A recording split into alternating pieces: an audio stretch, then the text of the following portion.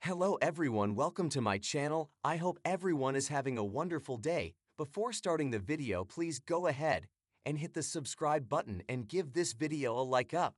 Heartbreak knocked on the Duggar family's door just as the clear Arkansas morning was just beginning to push its golden rays beyond the horizon. The last few weeks had been filled with anticipation and cautious hope for the newest member of her expanding family. Jessa Sewald née Duggar, the adored daughter of Jim Bob and Michelle Duggar, and a fan favorite from the popular reality TV show 19 Kids and Counting, but the cruelest kind of fate had other ideas. This was meant to be the bright spot in her life, the rainbow baby, a guarantee of recovery, a hint of elegance. Rather, it turned into the most difficult period of her parenthood. Chapter 1, a silent wish. Jessa and her husband Ben Sewald had been keeping the news of their pregnancy a secret for months.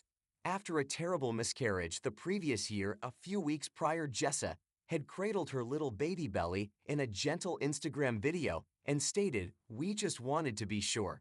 At first, the couple had only told close family, but as the first trimester ended, the happiness became uncontrollable. Spurgeon, Henry, Ivy, and Fern were already 4 children, so pandemonium was nothing new to the Sewald family. This baby, however, felt different, unique, an emblem of tenacity. "I truly thought this baby was my miracle," Jessa wrote in her notebook, some of which would subsequently be posted in a heartfelt ode on the family blog. Chapter 2, the day that changed everything. It began like any other Saturday. Jessa was sitting on the porch drinking peppermint tea, her hand naturally resting on her belly, while Ben was in the backyard creating a playhouse for the kids. Then she sensed, in a strange silence, there was quiet in her womb. Jessa's heart already knew, and a mother's intuition frequently speaks before medical professionals do. Nevertheless, holding on to hope, they hurried to the hospital later. Jessa recalled, "I remember lying there during the ultrasound.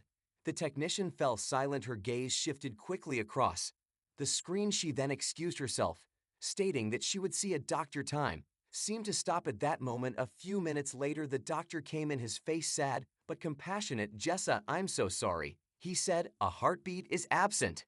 Chapter 3, silence screams. The silence that follows a baby's stillness is the most heartbreaking kind of loss. No screams that remain trapped in a mother's throat. In a moment, Jessa's entire world fell apart. Her parents, siblings, and kids were waiting for positive news back at the family home. The weight of what had transpired, however, descended like a thunderstorm as Ben came home by himself with a small memory box from the hospital. According to Jinger, Jessa's younger sister, "We had no idea. I just watched Ben enter, his eyes red and his face white. Then Mom simply collapsed to the ground." The Duggars, a family renowned for their happiness, camaraderie, and unshakable faith, were brought together in tears. Even the stable father, Jim Bob, was unable to conceal his sorrow. He allegedly said to a close friend, "I give anything to take her pain." Chapter 4, the echoing grief. Jessa and Ben hunkered down in their house for the next 3 days, away from the world, the commotion, and the cameras. Though they didn't fully comprehend, the kids knew something wasn't right. Ivy, who was only 4 years old, continually inquiring about the baby's arrival home. In her grieving journal, Jessa wrote, "I lost more than simply a baby. I lost my life, everything from first steps to birthday cakes to cuddles before bed. Simply gone." Then her constant pillar of support stayed at her side on some nights. "I found her on the nursery floor, just curled up where the crib was supposed to go," he acknowledged.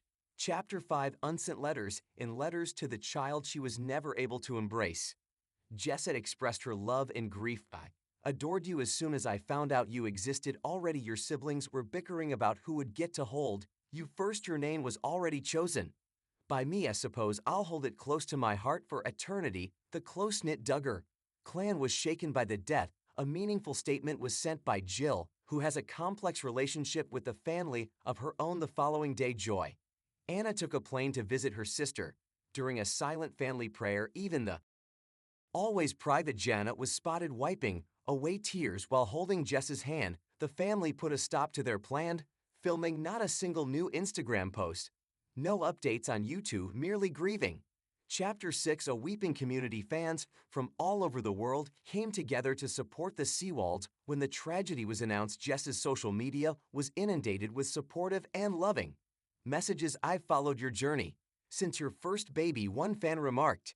"Your heart is breaking my heart. You're not by yourself. Nightly prayers, care, Baskets and meal trains were arranged by church friends Jessa and Ben, launched a single white balloon into the sky as a symbol of their baby spirit ascending to heaven at a tiny private morning service at the Duggar family chapel. A funeral was not what we wanted, Jessa muttered. All we needed was a farewell. Faith in the Storm is the 10th chapter. Even in the middle of unfathomable suffering, Jessa didn't let go of her faith. After a few weeks had passed, she admitted in a video that she uploaded to YouTube, "I don't understand God's plan, but I trust their heart." Her speech moved over 1 million people. In his admission, Ben said, "I questioned everything. On the other hand, I witnessed how the brief existence of our infant brought people together. The amount of love that was shown to me was unprecedented as they started to share small portions of their healing process." Jessa's painting of a mother holding an invisible child was one of the first things they did. It was a lullaby that Ben composed on his guitar. "My Baby Star" is the title of a poem written by Spurgeon. There was a gradual lightening of the darkness. The legacy of a life unseen is the topic of chapter 8. The existence of this newborn would never be forgotten, despite the fact that they never took a breath of air with the announcement that they would be naming their child Hope L.